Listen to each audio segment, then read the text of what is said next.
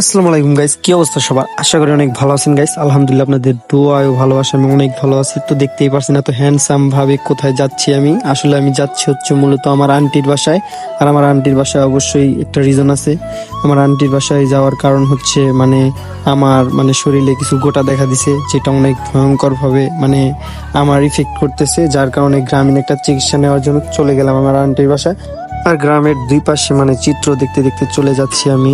অনেক সুন্দর গ্রামের চিত্র। আর এটা হচ্ছে চান্দরা পড়ছে আর কি। যাই হোক, ওমর ভাইয়ের এলাকায়। আর আমি আছি এখন বর্তমান ওমর ভাইয়ের এলাকায়।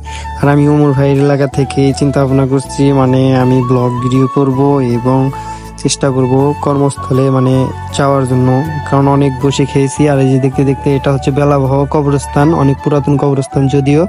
আর এই দিক দিয়ে অটো নিয়ে আমি চলে গেলাম। আর আজকে সত্যি কথা বলতে একটা না দুইটা না তিনটা অটো আমার চেঞ্জ করতে হয়েছে, একটার পর একটা আছেই। আর এই যে দেখতে দেখতে এটা হচ্ছে কোন জায়গায়, এটা দেওয়ার বাজারের ওই দিকে। আর এখানে কয়েকটা মূলত আছে, আপনার জলকুটি আছে, যেটা আর কি রেস্টুরেন্ট, এমনি ক্যাফে রূপস হয়, আর অনেক ক্যাফে ট্যাফের মতো আর কি। যাই হোক, এখানে সবে গার্লফ্রেন্ড নিয়ে ঘোরাঘুরি করতে আসে, যদিও আমারও তো আইডিয়া নাই। আসলে আমি কোনোদিন কোনো মেয়ে মানুষকে কখনো কোনো জায়গায় নিয়ে যাই নাই। আর আমি রিলেশন করছি ঠিক আছে, বাট কখনো কোনো মেয়ের সাথে কোনো জায়গায় হাত ধরাধরি এগুলো আমার একদম পছন্দ ছিল না। যাই হোক, এগুলো বাদ দিলাম। আসলে মূলত যে কাহিনী, এই কাহিনীর জন্য আমি দ্বিতীয় একটা অটোতে চড়ে নেই। আর এই যে অটোতে চড়ার পর আমার মন মানসিকতা অন্যরকম হয়েছে। আসলে এত লং জার্নি করি, তারপর অত ভালো লাগে না। কিন্তু এই যে লাস্ট মাসটা একটা কাকার অটোতে চড়ছি, আর কাকার অটোতে চড়ার পর আমার আসলে মন মানসিকতা একদম পাল্টিয়ে গেছে। কারণ এই অটোতে চড়ছি ভাই, আমি না জানি ল্যাম্বরগিনিতে চড়ছি গাইস। কাকা এত টান গাইস, কাকার এক কথায় সেরা, কাকা একদম এক কথায় সেরা। এতটা টান, যার টানের স্পিড একদম গতি, যদি ওনার স্পিড থাকতো 200-250 এরকম যদি থাকতো, সম্ভব হইতো। এই যে দেখতে দেখতে যে নামে গেছি। আর গাইস, গ্রামের সৌন্দর্যের কোনো তুলনা হয় না, যেহেতু অনেক সুন্দর।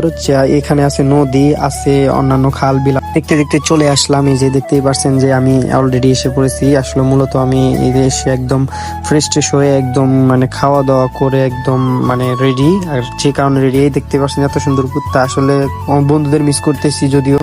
আর এই যে দেখতেই পাচ্ছেন যে আমার মাখানো শুরু হয়েছে। আসলে মূলত এখানে দিছে হচ্ছে নিম পাতা, আছে হচ্ছে হলুদ। আর আমার আন্টি অনেক সুন্দর ভাবে এগুলো একদম বেটে আর কি পাটায়, পাটার যেটাই হোক ব্লেন্ডিং সিস্টেম করে আর কি আমাকে দিছে, যে এগুলা তুমি পুরো শরীরে মাখো, মাখার পর অনেক সুন্দর একটা হবে। কারণ আমার শরীরে অনেক গোটা উঠছে, যদিও গাইস এগুলো আমি জানি না কি গোটা, পুরাটা শরীর আমার চুলকায়, সেই জন্য আর কি গ্রামীণ পদ্ধতিতে এরকম করার জন্য আমি আসছি একদম আন্টির বাসায়। আর আমি হাসতেছি যে কখনো জীবনে এগুলা নেই, যদি ওষুধ খাইছি, কিন্তু গ্রামীণ কিছু পদ্ধতি আসলেও মেনে নিতে হয়, যদি অনেক উপকার হয়। এখানে এই করার কিছুই নাই, যদিও আমি অনেকেই এইগুলো বিশ্বাস করি না, তারপরে আমি বিশ্বাস করছি। যদিও বিশ্বাস করে একটা জিনিস যদি ভালো কিছু হয় তাহলে তো ভালো। আর দেখতে দেখতে এই যে দেখতেই পারছি না, একদম ফ্রেশ ট্রেশ গোসল টোসল করে একদম রোদে অনেকক্ষণ শুকানোর পরে গাইস এই যে আমি একদম খেয়ে একদম গোসল টোসল করে তারপরে যে আমি চলে আসছি।